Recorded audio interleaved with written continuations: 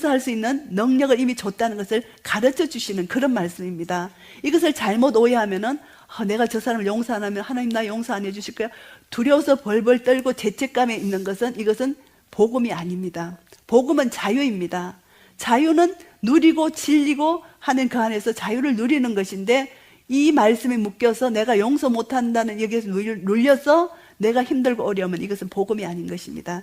이미 우리에게 용서할 수 있는 능력을 주셨기 때문에 하나님 성령의 능력을 의지하여 남을 용서할 수 있다는 것을 주님 우리에게 말씀해 주시기 때문에, 이 주님의 말씀의 능력을 힘입어서 용서할 수 있는데 지금 내가 단지 불순종하고 있는 것입니다. 그래서 하나님께서 불순종을 빨리 벗고 용서하라, 내가 너에게 능력을 주었다, 그럼 주님 용서할 수 있는 것입니다. 그래서 어떤 분은 용서가 안 돼서 방 안에서 울고 구불고 그냥 통곡을 하고 며칠을 통곡을 해서 성령의 능력으로 말미암아 원수 같은 자를 용서해 줬다는 그런 그 간증도 들어봤습니다. 용서하기는 굉장히 힘든 것입니다. 왜냐하면 그 사람이 너무나 큰 상처를 나에게 줬기 때문에. 그러나 하나님은 용서하라고 말씀하시기 때문에 반드시 용서를 해야 됩니다. 해도 되고 안 해도 되고가 아니고 이거는 필수입니다. 필수에 통과 못하면, 학점이 떨어지면 졸업을 못합니다.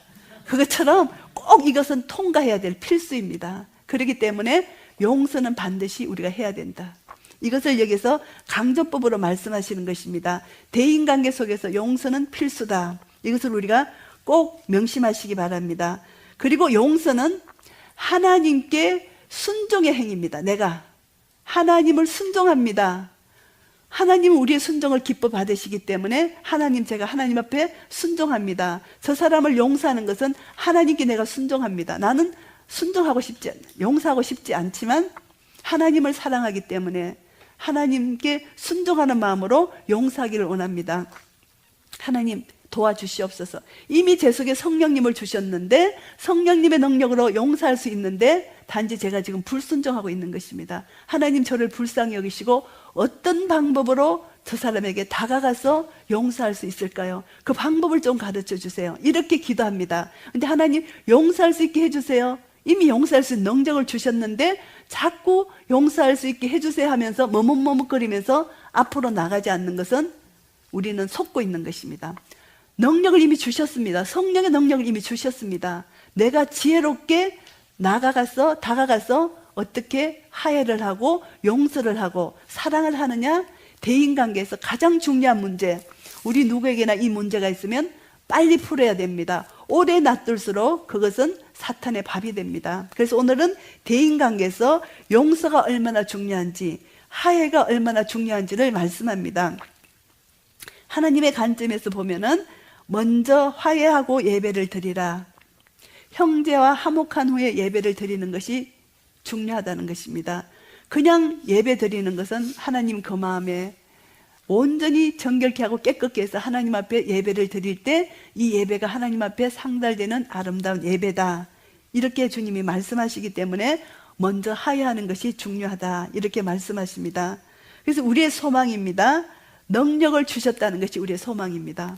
성령으로 말미암아 능력을 주셨다. 하나님은요, 우리에게 명령하실 때는요 반드시 능력까지 주셔요. 능력 안 주시고는 절대 명령을 안 하세요.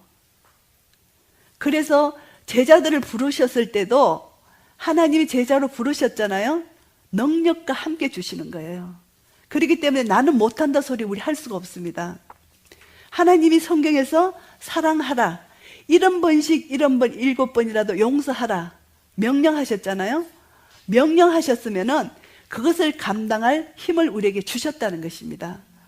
그것을 감당할 힘을 주셨는데도 내가 순종하지 못하는 것은 내 속에 있는 옛사람의 죄악 때문입니다. 그래서 순종할 수 있는 힘과 능력을 주셨기 때문에 내가 주님 앞에 나와서 기도하면서 주님의 지혜를 구하면서 순종해야 되는 것입니다. 명령할 때는 반드시 능력까지 주셨다는 것을 꼭 믿어야 됩니다. 명령하셨는데 하나님이 능력을 안 주시면은 우리는 할 수가 없습니다.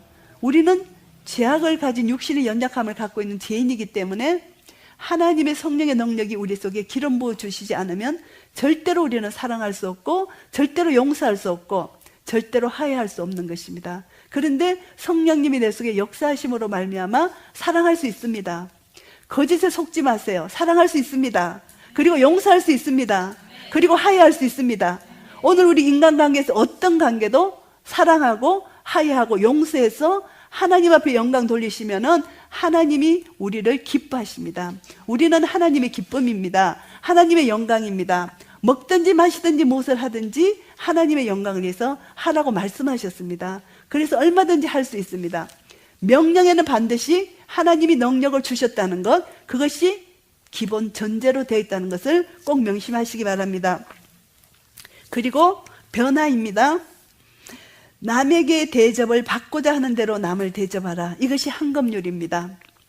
저 사람이 나에게 이렇게 대접해 주기를 원하는데 나는 그 사람에게 그렇게 대접을 해주지 않는다면 이 사람은 잘못된 사람이죠. 그러니까 대접을 하기를 원하는 대로, 받기를 원하는 대로 내가 남을 대접해 주는 것, 그것이 하나님의 사랑입니다. 대접을 해주기를 받기를 원하는 대로 하나님께 남을 대접하는 것, 이것이 중요하다는 것입니다. 그래서 황금률, 대접을 받기를 원하는 대로 남에게 대접해 주라. 이것이 하나님 우리에게 명령하신 것입니다. 그 다음에 겸손한 마음으로 남을 나보다 낮게 여기는 것이 중요하다는 것을 말씀합니다. 그 다음에 중요한 것은 변화입니다. 남을 판단치 말라는 것입니다. 마태복음 7장 찾아보시겠습니다. 마태복음 7장. 이것이 우리 자기대면의 기본 말씀입니다. 기본 암송 구절입니다. 마태복음 7장 1절에서 5절까지 한 목소리로 봉독하시겠습니다. 마태복음 7장 1절에서 5절까지입니다. 한 목소리를 봉독하시겠습니다. 비판을 받지 아니하려거든 비판하지 말라. 너희의 비판하는 그 비판으로 너희가 비판을 받을 것이요 너희의 헤아리는 그 헤아림으로 너희가 헤아림을 받을 것이니라. 어찌하여 형제의 눈 속에 있는 티는 보고 내 눈 속에 있는 덜보는 깨닫지 못하느냐. 보라, 내 눈 속에 들보가 있는데 어찌하여 형제에게 말하기를 나로 내 눈 속에 있는 티를 빼라 하라 하겠느냐. 예식하는 자여, 먼저 내 눈 속에서 덜보를 빼오라. 그 후에야 밝히 보고 형제의 눈 속에서 티를 빼리라. 아멘.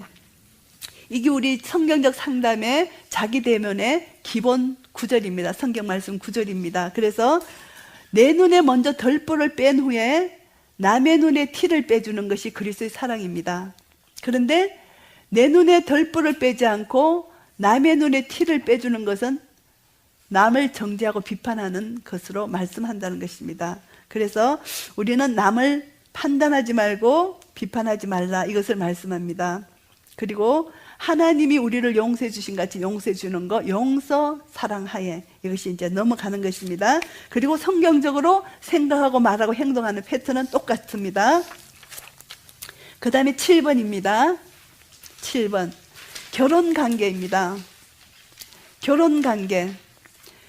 결혼관계는 기초가 있는 것입니다. 기초가 잘 놓여져야 하는데 결혼관계의 기초는 사랑과 거룩입니다.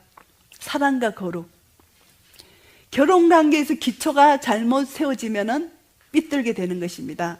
거룩이 깨어지면 결혼관계가 깨어집니다. 사랑이 깨어지면 결혼관계가 깨어집니다. 그 기초가 사랑과 거룩이라는 것입니다.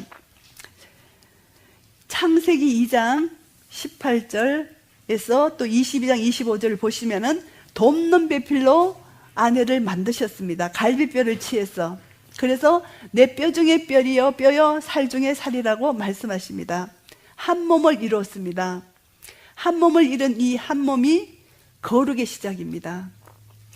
남녀가 만나서 결혼해서 한 몸을 이룬 것이 거룩의 시작입니다. 그래서 결혼은 거룩이 깨어지면 이 결혼 생활이 깨어지는 것입니다. 요즘에 엄난이 많습니다. 그래서 우리 교회 안에도 하나님 한 분을 사랑하는 것을 우리가 거룩이라 그러고 하나님 외에 다른 것을 우리가 사랑할 때 엄난이라고 성경에서는 비유하고 있습니다. 하나님 외에 다른 신을 섬기면 엄난입니다. 그런데 하나님만 섬기는 것이 거룩입니다.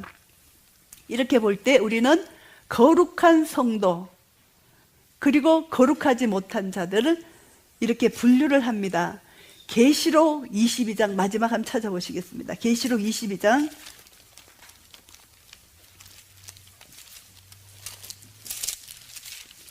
계시록 22장 11절 12절 같이 읽겠습니다. 계시록 22장 11절 12절 계시록 22장 11절입니다. 한 목소리를 봉독하시겠습니다. 불의를 하는 자는 그대로 불의를 하고 더러운 자는 그대로 더럽고 의로운 자는 그대로 의를 행하고 거룩한 자는 그대로 거룩되게 하라. 보라 내게 속히 오리니 내가 줄 상이 내게 있어 각 사람에게 그의 일한 대로 갚아주리라. 분류가 됩니다. 계시록 마지막에 보면은 불의한 자, 더러운 자, 의로운 자, 거룩한 자 이렇게 분리를 합니다. 그래서 주님이 일한 대로 갚아주는 상이 기다리고 있다. 이것을 말씀합니다. 그래서 우리는 결혼 관계에서 반드시 거룩이 없는 결혼은 결혼 생활이 아니고 거룩이 없는 교회는 교회가 아니라는 것입니다. 거룩은 하나님의 속성이기 때문에 왜 교회와 가정을 연결시키냐 하면은 그리스도의 몸이 그리스도와 신부와 신랑과의 관계가 교회와 예수 그리스도 교회의 관계로 비유를 했기 때문입니다. 예수님은 신랑이시고 교회는 신부입니다. 우리 가정이 신랑 신부가 있는 것입니다. 그래서 교회는 바로 가정의 본이고 가정이 교회의 본입니다. 그래서 그리스도와 우리 교회 그리고 우리 가정 안에서 남자와 여자, 아내와 남편 이것이 하나의 가정입니다. 이것이 깨어질 때 거룩이 깨어질 때 더 이상 가정이 아니고 하나님 창조 질서가 깨어지면은 하나님은 거기서 진노할 수밖에 없고 소돔과 고모라로 심판할 수밖에 없는 것입니다. 이것이 하나님의 공의의 속성이고 하나님의 거룩의 속성이기 때문입니다. 교회 안에서 교회가 성령님이 운행하시지 않는 교회는 하나님이 상관없습니다. 4대 교회입니다. 경건의 모양은 있으나 경건의 능력을 부인하는 4대 교회, 라오디아 교회. 눈을 안약을 사서 발라서 너의 벌거벗은 것과 더러운 것을 보라 이렇게 말씀하십니다. 교회는 거룩해야 되고 교회는 하나님의 거룩한 성령으로 운행되어야만 그것이 하나님이 원하시는 교회입니다. 우리 개인이 이미 성전이 되었습니다. 내 안에 교회입니다. 내가 교회입니다. 우리 가정이 교회입니다. 그래서 거룩한 성령님이 내 속에 계시지 않는다면 우리는 하나님과 상관없는 그런 삶을 사는 것입니다. 거기에서 거룩에서 시작 안 된다면 이 가정은 깨어질 수밖에 없다는 거, 이 거룩이 중요합니다. 그리고 사랑이 중요합니다. 이 교회도 주님이 십자가로 완전히 대속하신 십자가 사랑으로 세워졌습니다.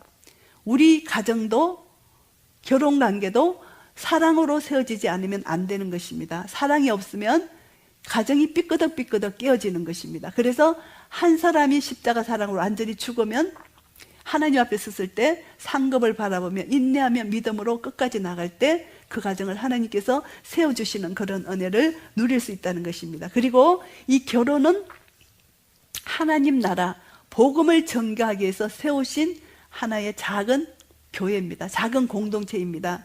그래서 가정이 잘 세워질 때 복음의 역사가 아름답게 이루어지는 것입니다. 이 땅에서. 그래서 교회, 가정이 너무너무 중요하다는 것을. 그런데 오늘날 젊은이들이 가정의 중요성을 모르는 사람들이 많습니다. 가정이 너무 중요한 거, 사랑과 거룩의 기초로 세워진 가정을 통해서 하나님의 이름이 높임을 받고 복음을 전가하는 가정이 참 도구가 되는 것, 이것이 중요하다는 것입니다. 그리고 사랑은, 가정은 하나님의 사랑에 대해서 배울 기회가 많습니다. 하나님의 사랑에 대해서 배우게 하기 위하여 가정을 주셨습니다. 그래서 부부를 통해서 부모 자녀를 통해서 하나님의 사랑이 어떤 사랑인 것을 배울 수 있는 그런 은혜를 주시는 것입니다. 그리고 교회는, 가정은 서로 대화가 중요합니다. 의사소통. 하나님이 우리에게 대화하기를 원하셔서 말씀을 주셨습니다. 말씀은 하나님의 생각과 하나님의 뜻이 다 담겨 있습니다.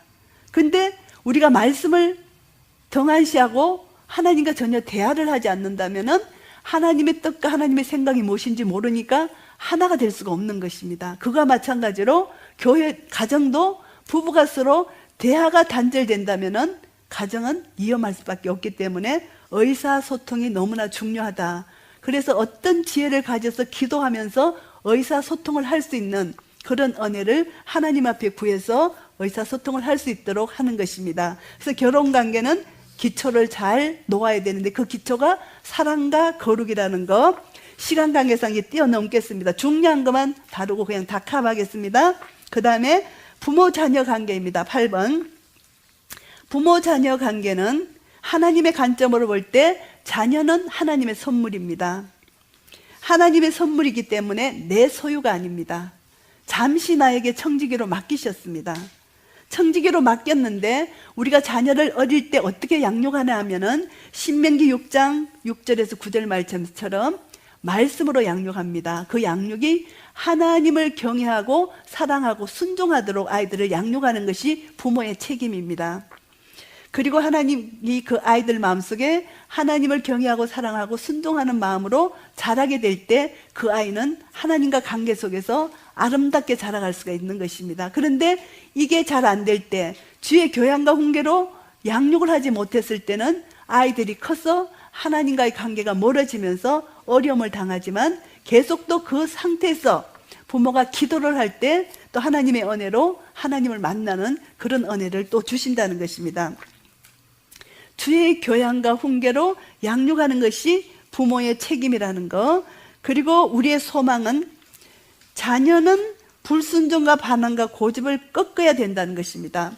그런데 자녀가요, 시대가 악해질수록 자기를 너무나 사랑하기 때문에 불순종, 반항, 고집이 이 시대에 악할수록 더 아이들에게 나타나는 현상입니다. 디모데후서 3장 1절에서 5절 잠시 찾겠습니다. 디모데후서 3장 1절에서 5절입니다.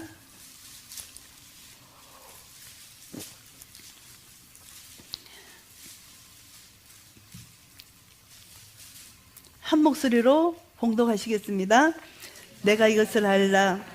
말세에 고통하는 때가 이르리니 사람들은 자기를 사랑하며 돈을 사랑하며 자경하며 교만하며 회방하며 부모를 거역하며 감사치 아니하며 거룩하지 아니하며 무정하며 원통함을 풀지 아니하며 참소하며 절제하지 못하며 사나우며 선한 것을 좋아하지 아니하며 배반하여 팔며 조급하며 자고하며 쾌락을 사랑하기를 하나님 사랑하는 것보다 더하며 경건의 모양은 있으나 경건의 능력은 부인하는 자니 이 같은 자들에게서 내가 돌아서라. 아멘. 이 말세의 징조, 점점 우리 사람 속에서는 이런 현상들이 일어나고 있습니다. 이것이 이제 주님 오실 날이 가까웠다는 것을 우리가 알 수가 있습니다. 우리는 자녀들을 향해서 기도를 하는데 말세의 징조에 이런 현상들이 우리 자녀에게 일어나지 않도록 그들의 심령 속에 하나님을 경외하며 사랑하고 순종하도록 우리 부모가 해야 될 역할은 기도밖에 없다는 것입니다. 실천 부분에 가서 자녀를 위해서 기도하라, 이것입니다. 빌립보서 4장 6절 7절 말씀입니다. 지금 자녀가 어떤 형편과 처지에 있을지라도 염려할 필요가 없습니다. 지금부터 기도를 시작하시면 됩니다.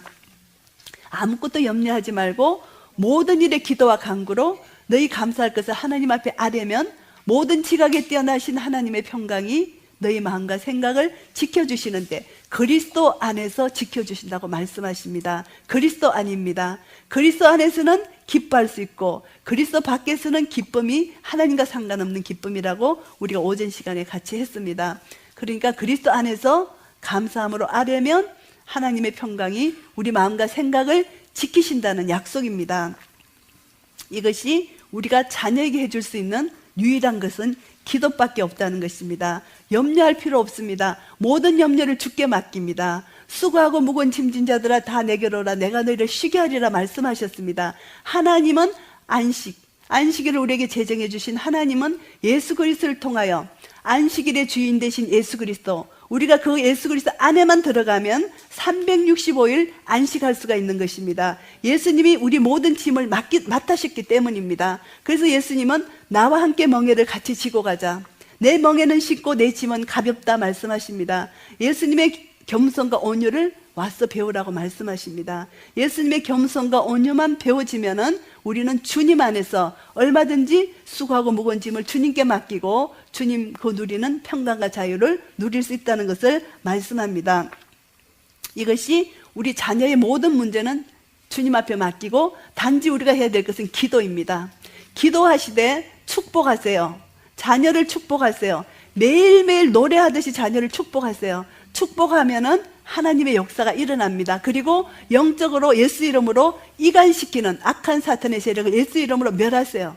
나와 내 자식, 나와 누구를 이간시키는 모든 악한 세력은 예수 이름으로 떠나갈지어다. 인간관계 속이든 부모 자녀 관계 속이든 어떤 관계 속이든 부부 관계 속이든 어떤 속에서든 예수 이름으로 멸하면은 그 복음의 능력, 예수 이름의 권세의 능력은 우리가 상상할 수 없는 능력입니다. 예수 이름이 얼마나 큰 능력이 우리 속에 나타나는지를 경험해 보시면 우리가 놀라운 경험을 하게 됩니다. 그래서 예수 그리스도의 이름의 권세를 가지고 기도할 때 어떤 악한 것도 우리를 어떻게 넘나할 수 없고 머리털 하나도 상함이 없도록 우리를 지키시고 보호하시는 하나님의 능력을 경험하게 될 것입니다. 이것이 부모 자녀 간에 일어나는 기도의 능력으로 우리 자녀들을 살릴 수 있는 우리 모든 부모 되기를 예수 그리스도의 이름으로 축복합니다. 그 다음에 9번 우울증입니다.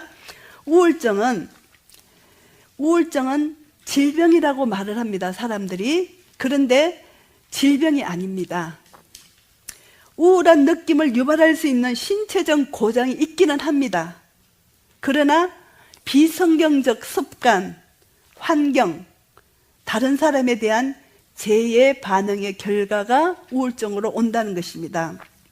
그래서 창세기 4장에 보면은 가인과 아벨, 죄의 소원은 내게 있으나 너는 죄를 다스릴지니라. 하나님이 가인에게 명령하셨는데 가인은 이 명령을 받을 수가 없었습니다.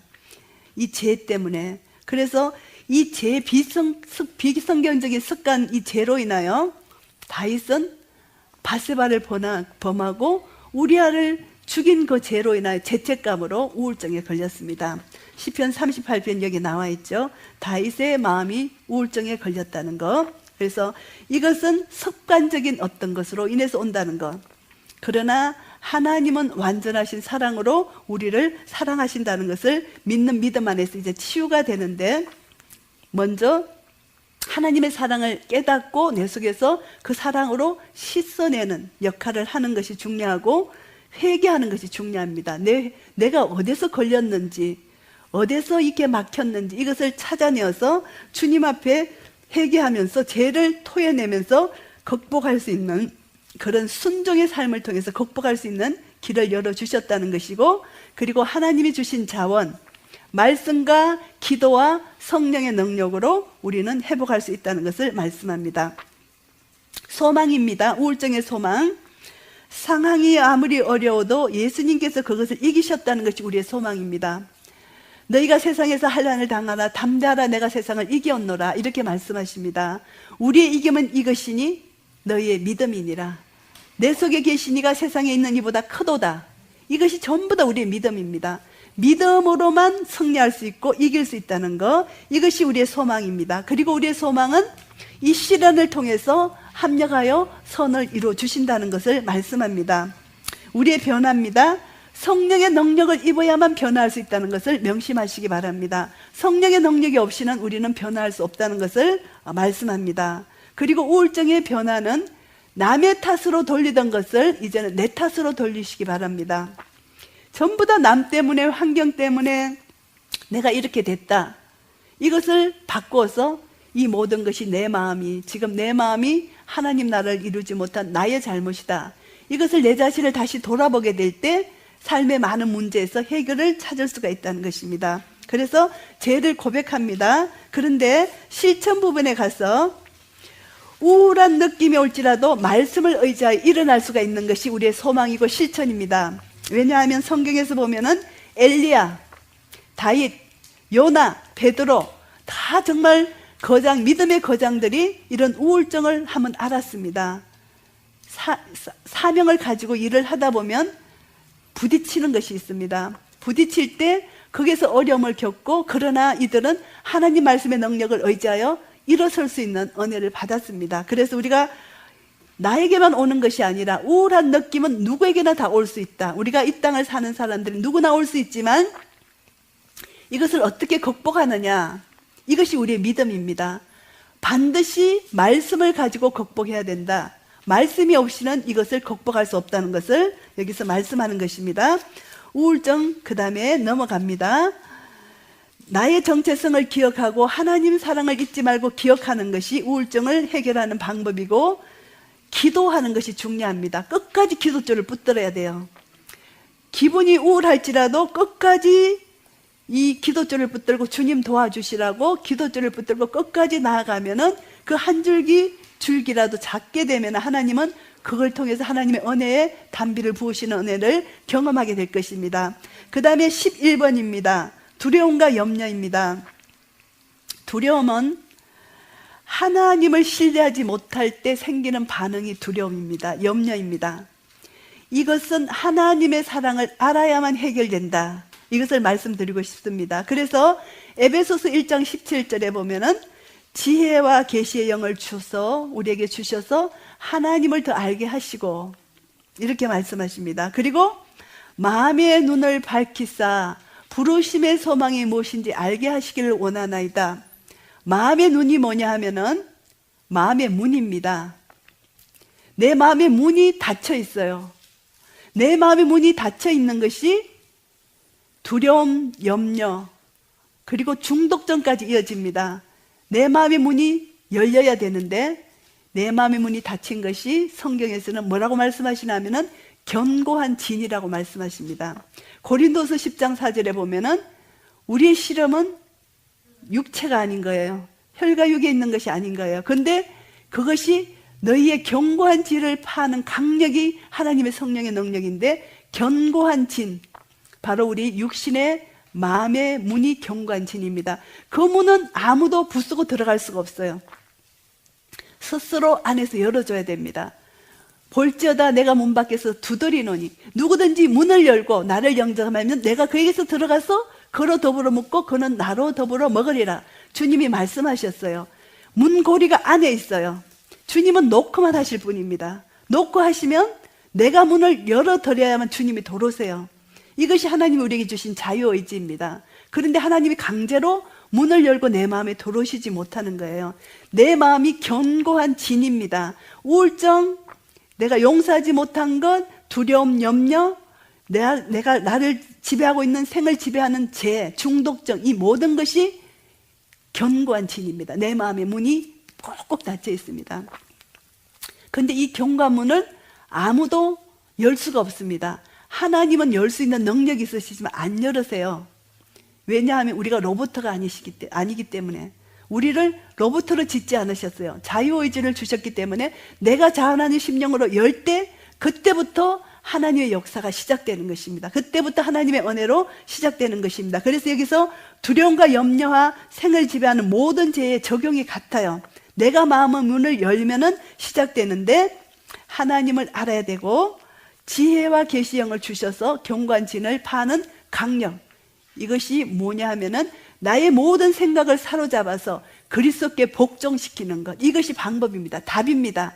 견고한 진을 파는 강력은 내 모든 생각을 사로잡아서 그리스도께 복종만 하면은 우리의 모든 견고한 진이 파여지는 역사를 경험할 수 있다는 것입니다. 그래서 두려움과 염려는 내가 하나님을 불신하는 데서 오기 때문에 이 죄를 주님 앞에 고백하고 십자가 사랑을 묵상하면서 하나님의 완전하신 사랑으로 나아갈 때 하나님은 우리를 통해서 영광을 받으신다는 것입니다. 우울증 환자가 우리 주위에 너무 많습니다. 그런데 우리가 도와줄 수 있는 방법은 그들이 마음의 문을 열기만 하면 도와줄 수 있는데, 마음의 문을 열지 않고 닫고 있을 때는 도와줄 수 없습니다. 그러나 마음의 문을 열 수 있도록 우리가 계속적인 사랑과 돌봄과 기도를 통해서 그들의 마음 문이 조금씩 열려지면은 그것을 통해서 이제 하나님의 사랑을 계속 부어주고 기도하고 말씀이 그 속에 들어가면은 서서히 그 사람이 회복됩니다. 우리는 생각할 때 빨리 그 사람을 건지고 싶은데 그게 우리의 힘으로 되지 않고 그 사람하고 모든 것이 이렇게 하나님의 때에 맞아야 되기 때문에 서두를 수도 없고 그렇다고 안달할 수도 없고 하나님께 무거운 짐을 맡기면서 기도하면서 말씀을 부어주고 계속 씻어줄 때 말씀이 그 사람을 씻습니다. 안 듣는 것 같아도 만날 때마다